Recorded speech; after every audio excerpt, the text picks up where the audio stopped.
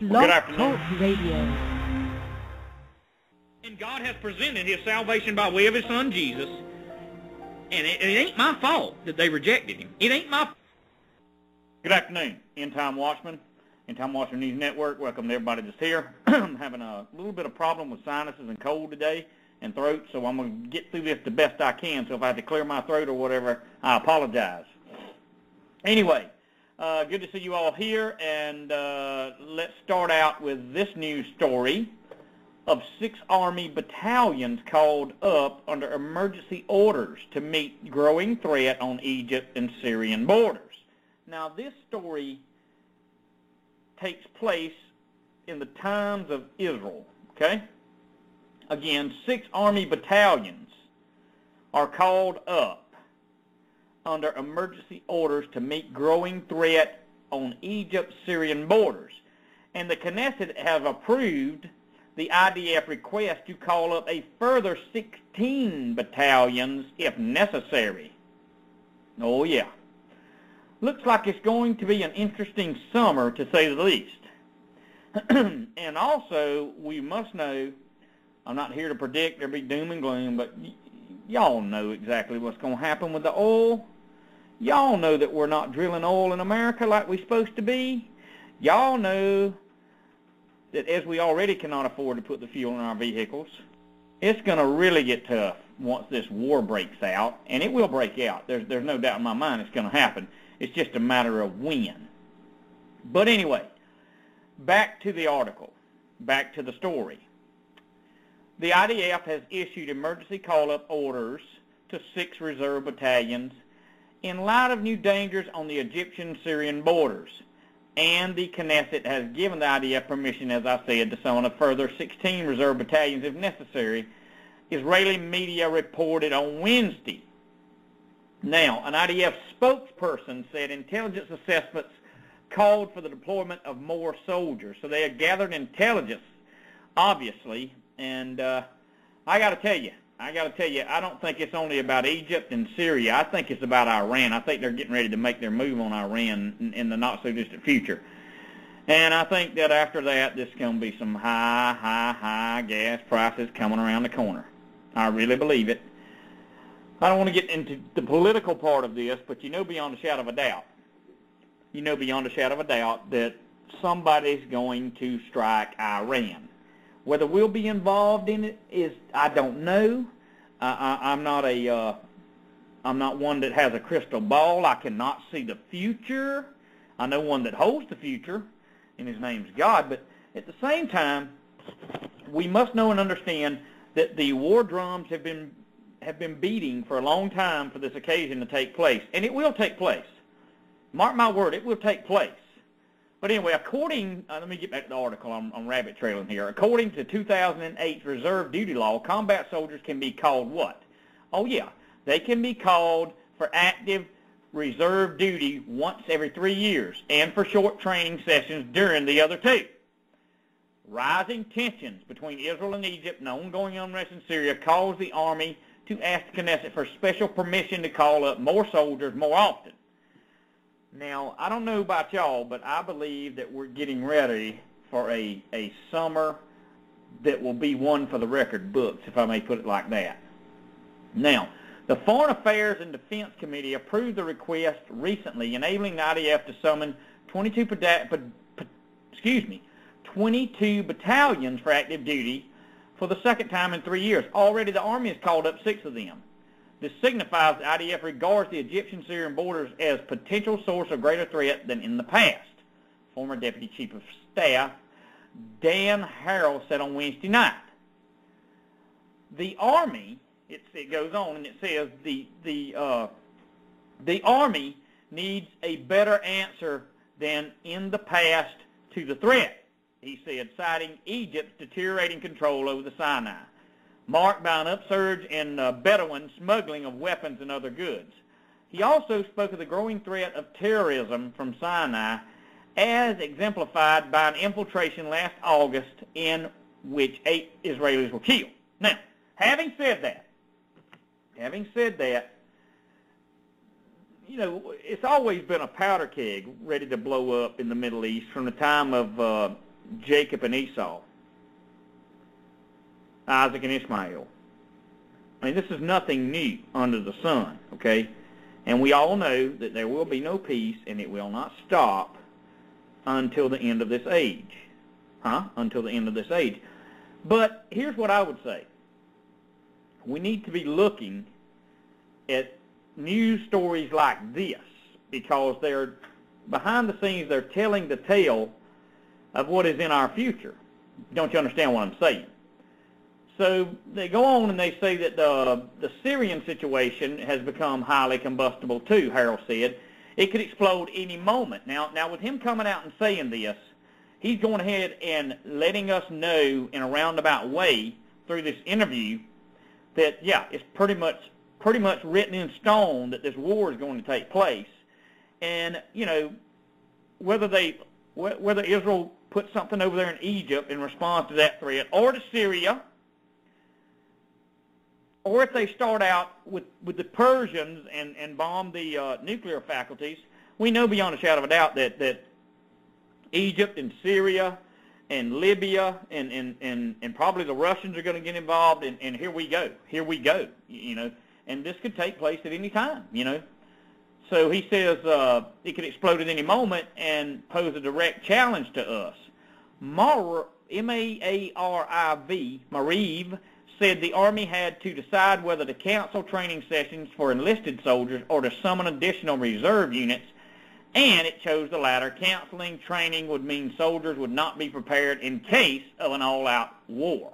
You see, this is the one I'm taking notice to and let me be clear in what I'm fixing to say here.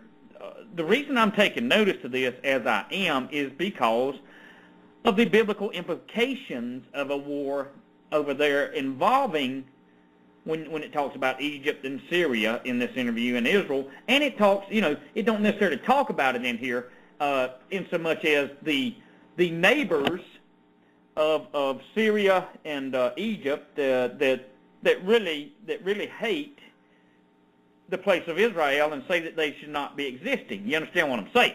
But let me move on with the article. Okay. Now, the IDF spokesperson said all the letters summoning soldiers for reserve duty were sent after the IDF received the approval of Foreign Affairs and Defense Committee for the larger call-up. One of the reservists summoned told Mariv he had expected his call-up letter. He hadn't expected it until next year. Leaving home for more than 3 weeks is something you have to prepare for, he noted.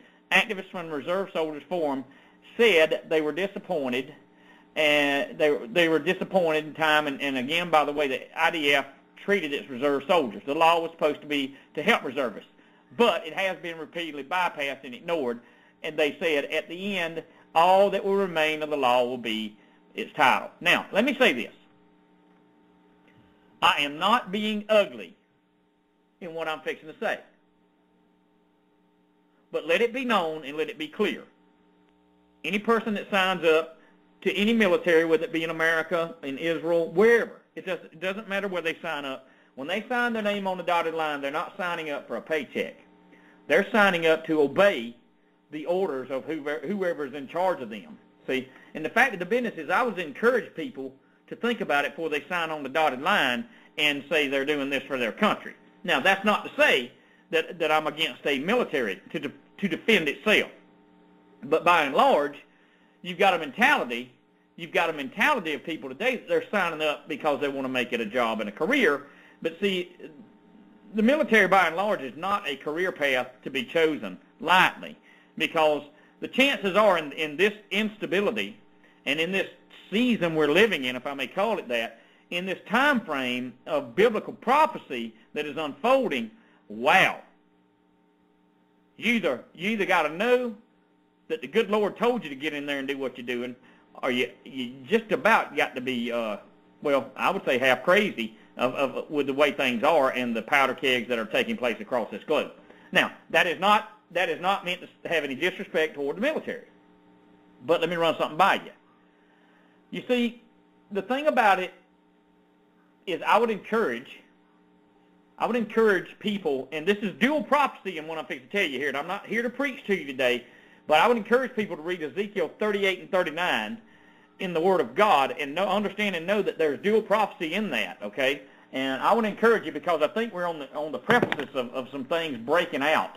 And I believe once this breaks out in the Middle East, the things are just going to continually deteriorate for all nations. That includes Mystery Babylon America. So let me get off of this topic. Let me move to another topic, because, see, my time always runs away from me on this 30-minute segment. Excuse me. Now, let's run on to the next article of the day. And I'm bothered to have to even bring this article up, but the pilotonline.com. A beating at a church in Brambleton, Virginia, I believe it is. Yeah, the Virginian pilot. This is written by Michelle Washington. Okay? It says, wave after wave of young men surged forward to take turns punching and kicking their victim. Wave after wave of young men, and I'll add the word that was left out there, black men, and I'm not being racist, I'm just simply telling you. It says the victim's friend, a young woman, tried to pull him back to the car. Attackers came after her, pulling her hair, punching her in the head, causing bloody scratches on the surface of her eye. She called 911. And a recording told her all lines was busy. She called 911 again. It was busy. On the third try, she got through, and she was hysterical, could only scream their location. Church in Brambleton is what she said. So anyway, it happened 4 blocks from where they work. They're the Virginian pilot. So these are reporters. Now, these are reporters that got beaten and kicked and clawed, okay? Now, it says 2 weeks have passed since reporters Dave Forster and Marjan Rostami, friends to me and many others at the newspaper, were attacked on a Saturday night as they drove home from a show at the Tux Theater. They had stopped at a red light in a crowd of at least 100 young people walking on the sidewalk. Rostami locked her car door. Excuse me. Someone threw a rock at her window. Forster got out to confront the rock thrower, and that's when the beating began. So see, here we go. Listen, people, I want to tell you something. The young people of this nation, as I said about the rap music, they're absolutely being destroyed by millionaires and billionaires that sell this product that is nothing but poison and destruction. It is nothing more than a sadistic poison from the devil, and they're taking it, and then they get in these crowds and packs, and they throw rocks at people's cars for nothing. Then the person gets out to confront the person, which was probably not a good idea with that many people. I'd have probably just drove on off, okay? But anyway, he gets out to confront them, and here's the thing. The beating begins. But listen to the article, neither suffered grave injuries, but both were out of work for a week. Well, are you kidding me? Out of work for a week? But anyway, let me move on. Forster's torso ached from blows to his ribs and retained a thumb-sized bump on his head. Rostami fears to be alone in her home. Forster wishes he'd stay in the car. He'd stayed in the car. And that would have probably been a good idea. He should have just stayed in the car. But many stories that begin this way end up much worse. Another colleague recently wrote about the final defendant to be sentenced in the beating death of 19-year-old James Robertson in East Ocean View 5 years ago. In that case, a swarm of gang members attacked Robertson and 2 friends. Robertson's friend got away and called for help. Police arrived to find Robertson's stripped, swollen corpse. Now, let me tell you something. Something I wish to explain to you right now. The reason I'm telling you this, and the reason I'm explaining this to you today, is we live in a wicked, evil society. We cannot go along complacent and think that everything might be okay tomorrow. We have got to, I'm not telling you to be afraid or scared, by no means, but I'm telling you to be prepared, because this is only going to get worse and worse and worse. It's not going to get any better, people. And I'm not here to be doom and gloom. I'm here to tell you that the reality and the fact of the business is that evil is here to stay until it is removed by the King of Kings. Now, if you don't want to become a news article and a beat-up black and blue pulp, then I would suggest that you're looking at your surroundings whenever you go anywhere.